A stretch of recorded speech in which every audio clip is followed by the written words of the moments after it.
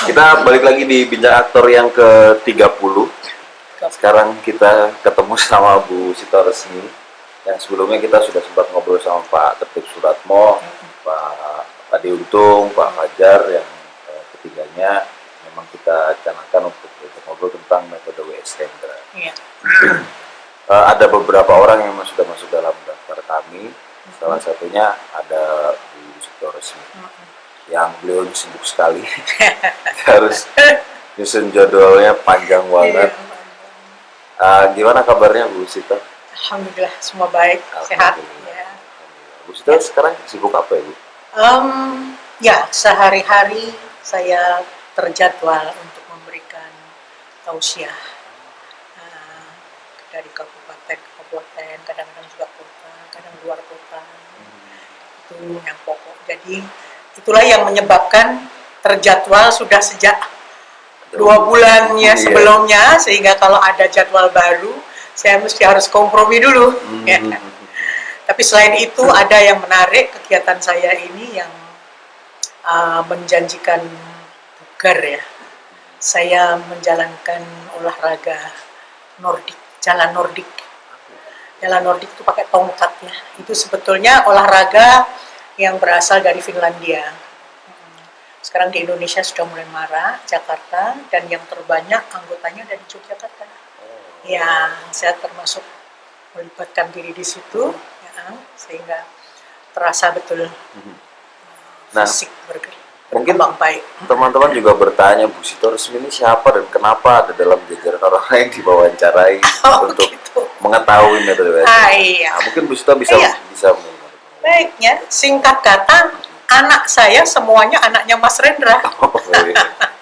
Jadi jelaskan ya, kenapa saya harus diwawancarai gitu. Itulah kenapa akhirnya kami merasa beruntung karena bisa mewawancarai Bu Sito, karena sebelumnya kan teman-teman yang bisa kita bilang hanya bertemu Rendra ketika di proses latihan. Jadi ketika di proses tidak latihan kan mereka mungkin tidak bertemu. Ada hal-hal yang bisa kita dapatkan baru. Nah, tapi sebelum itu Bu, saya mau nanya soal bagaimana ceritanya kemudian Bu Sito bisa tergabung di bengkel. Oh gitu ya.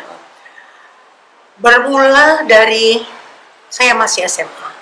Masih SMA kelas 1, kelas 2. Saya sudah belajar teater di sekolah. Dan kebetulan saya tergabung di teater Muslim. Teater Muslim pimpinan Pak Pedro Sujono.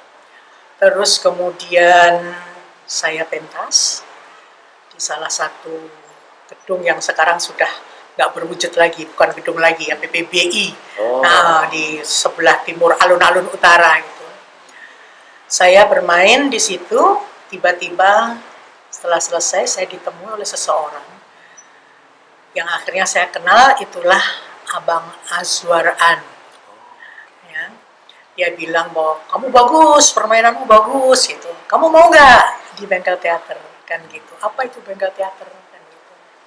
Pada saat itu Mas Rendra belum lama pulang dari Amerika ya, dapat beasiswa kan sekolah di sana, baru pulang di Jogja, kemudian membentuk bengkel teater itu di mana Bang Aswar sudah ada di situ.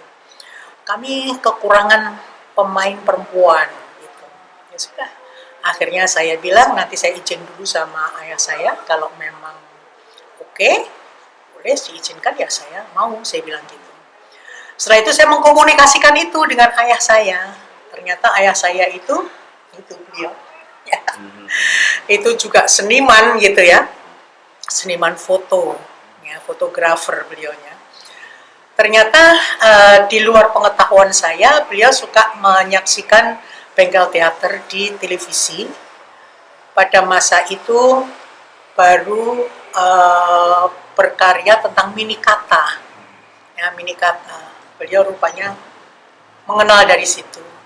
Kemudian bakat kamu memang di situ. Ya, saya begitu. Jadi sudah silahkan kamu bergabung.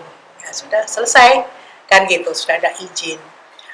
Janji Bang Azwar bilang bahwa nanti Mas Rendra tak suruh kesini sendiri kan, ke rumahmu sendiri, biar dia bicara sendiri gitu. Oke, gitu. Entah bagaimana pada masa itu saya kaget juga karena kan Bang Azwar itu bilang Mas Rendra itu saudara saya. Padahal saya nggak ngerti itu siapa Rendra itu, gitu kan ya. Kok dia bilang saudara saya, gitu. Begitu datang ada getaran yang berbeda ya. Ada getaran yang berbeda. Ini ketemu pertama kali, ya. Nggak tahu kenapa yang namanya perasaan itu nggak keruan gitu. Tapi ya menjadi sebuah kewajaran jika akhirnya saya menjadi istrinya Mas Rendra, kan begitu. Di dalam proses saya berada di Bengal Theater 1 tahun. Terus kemudian ya saya mencoba untuk menyelami kehidupan seniman ya. Sebelum menikah ini saya lihat, aduh, namanya seniman itu apa ya, serba apa adanya ya. Dia bergerak, berkarya ya, termasuk dia menyampaikan apa namanya, unek-unek kemarahan dan lain sebagainya, ya sudahlah, adanya seperti itu campur jadi satu ya. Belum lagi ada Mbak Narti, istri pertama, kemudian sudah ada anak 5, laki-laki 4, perempuan 1, masih belum sekolah pada waktu itu ya, perempuan. Nah tiba-tiba saya sudah bergabung di situ. Dia mulai tahun berapa, Bu? Tahun 70 awal mungkin ya, tahun 70 awal. Jadi saya belum genap, belum 70, 69 ya. 69. Jadi saya belum lulus SMA. Belum lulus SMA, saya masih kelas 3 waktu itu. Beradaptasi dengan lingkungan yang menurut saya ini lingkungan yang sangat baru, mempunyai kebebasan berekspresi, memberikan pendapat juga tidak ada hambatan ya. Diskusi kalau perlu kita beradu mulut kan gitu ya di situ. Tapi rupanya untuk saya ini merupakan lahan yang sesungguhnya menjadi kebutuhan saya. Kenapa kan gitu ya? Kenapa? Saya kan hidup di belakang tembok keraton ya, di mepet sama keraton, punya akses langsung masuk ke keraton di situ ya. Pergaulan juga sangat terbatas ya kan? Kemudian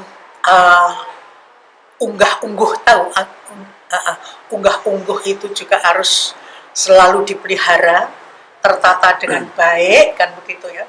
Segala bentuk ucapan perilaku itu ada aturannya kan gitu ya.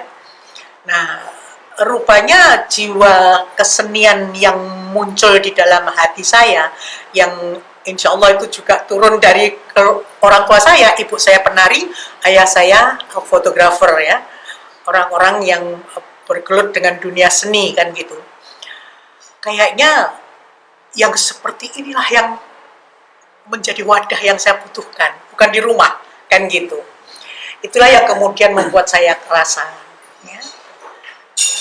Lambat laun pergaulan itu menjadi lebih akrab, lebih intim, sampai akhirnya terjadi pernikahan kan begitu. Menikah dengan Mas Rendra tahun 70. Jadi 69 gabung. Tahun 70 saya udah jadi istrinya Mas Rendra. Tanggal 12 Agustus, saya ingat betul itu, 12 Agustus. Tahun 71 Juli saya sudah melahirkan anak pertama. Dalam usia 26 tahun, 27 tahun, anak saya udah 4. Saya belum lulus SMA itu. Jadi hari ini ujian, kemarin saya menikah. Jadi nggak ikut ujian. Jadi saya tidak mengenyam dunia akademisi sama sekali. Ya.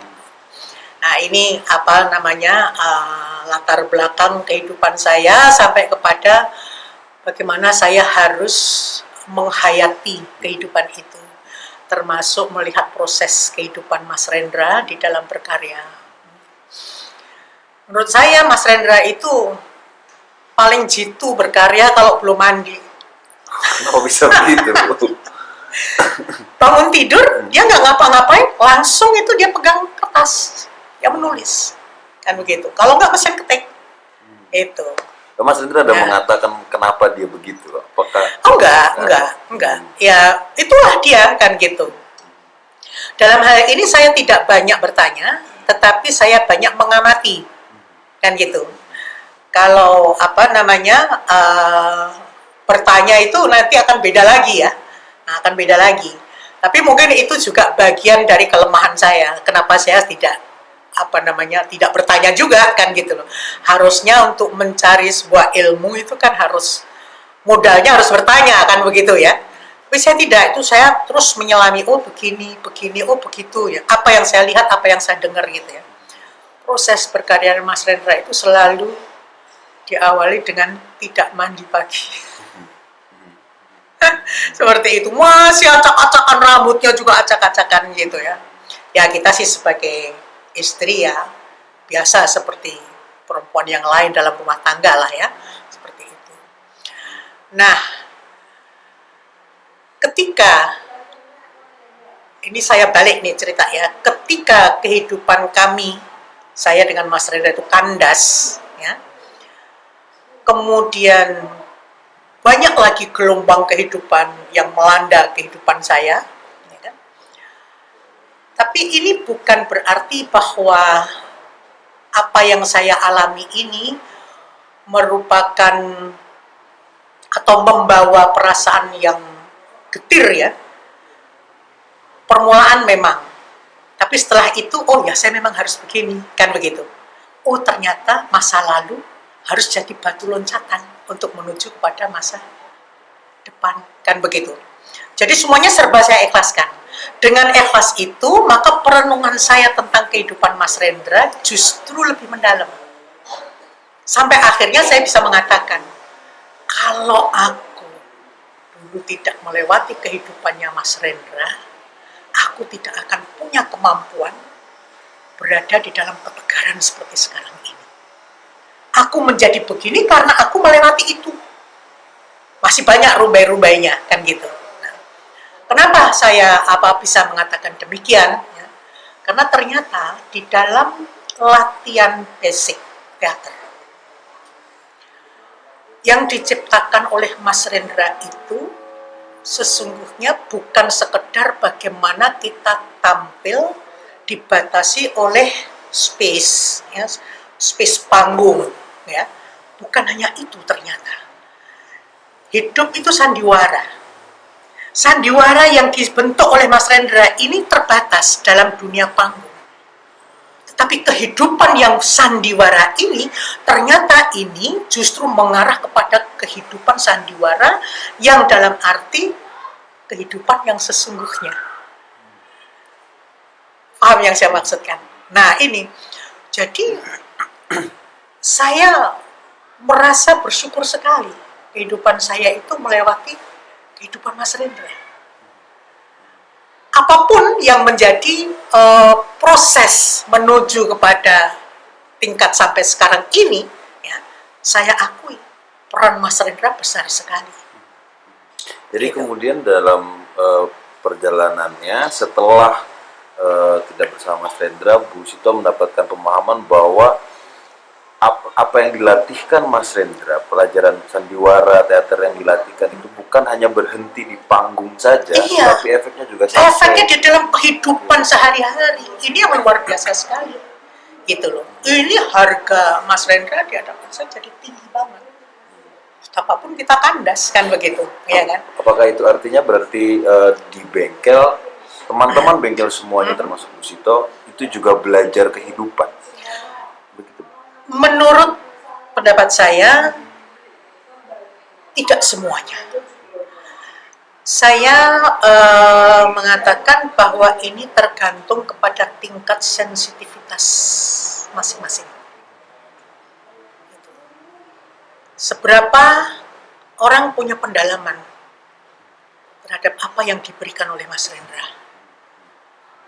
Seperti itu. Saya kira tidak semua. Tapi saya selalu mengatakan hal ini kepada teman-teman di bengkel teater, mantan-mantan ya, mantan-mantan saya bilang bahwa saya rasa Mas Rendra itu harganya tinggi banget di dalam kehidupan saya, gitu. Nah ini, Jadi dari mulai hal yang manis sampai pada hal yang paling sadis itu ada di situ, iya kan? Seperti itu. Bisa kita tertawa tapi kita bisa menangis betul itulah. Ya. Nah, antara lain apa yang diberikan oleh Mas Rendra itu? Yang nomor satu adalah bagaimana kita bisa segera beradaptasi terhadap lingkungan. Persis ketika kita mau manggung, kita perlu observasi dulu. Ada gladi resik dan lain sebagainya. Ya. Oh, panggung bentuknya seperti ini, tidak sebagaimana kita latihan. Kalau begitu saya harus begini, harus begitu, begitu. Kan begitu. Nah, pemikiran yang seperti itu bisa kita implementasikan ketika kita memasuki ruang baru di dalam rumah seseorang.